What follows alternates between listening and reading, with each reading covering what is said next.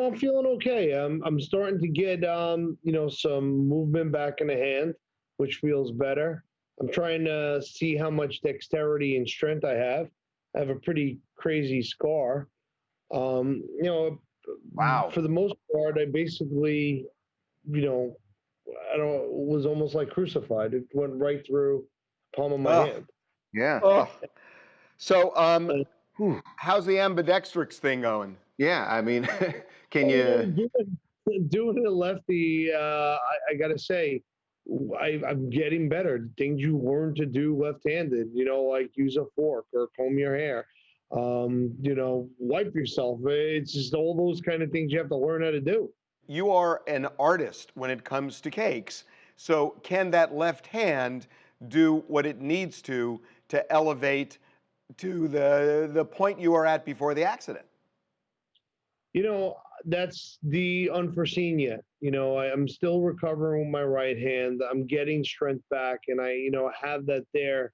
But even if I do, like, say, pipe a little bit with my right hand, I get really tired and weak. So I have to be able to either switch hands or, see with the occupational therapy and therapy that's happening, what the final verdict will be. So that's kind of what where we're at now, and I'm probably going to have another surgery or two.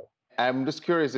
Have you seen the special? And I'm wondering if it's difficult for you to watch. I know they have some footage of like right after the accident. Um, Yeah, is it difficult for you to it, see that now? it was at first, but now, and you know what? I hate blood and guts. Like, it's one of those things where I'm like, oh, I don't like. My wife will put on one of the shows, and the doctor's operating. I'm like, oh, change this. I don't want to look at this. But what happened was, I swear to God, guys, it looked like a horror film, like a scene out of a horror film. I had this Oh, giant spike sticking through my hand, and I videoed it with my iPhone because I knew that I was going to go to another surgeon, right? And I was in the hospital laying there in pain and agony. I said to my wife, "Get my phone, take videos." She's like, "What are you, freaking crazy?" I said, "No, take the video and send it to the doctor, because we had already started to call around and find out who the best hand surgeons were." And thank God that I did, because after she saw the videos of what happened, and then they took it out and everything else, that next morning she's like, "You got to come to New York now."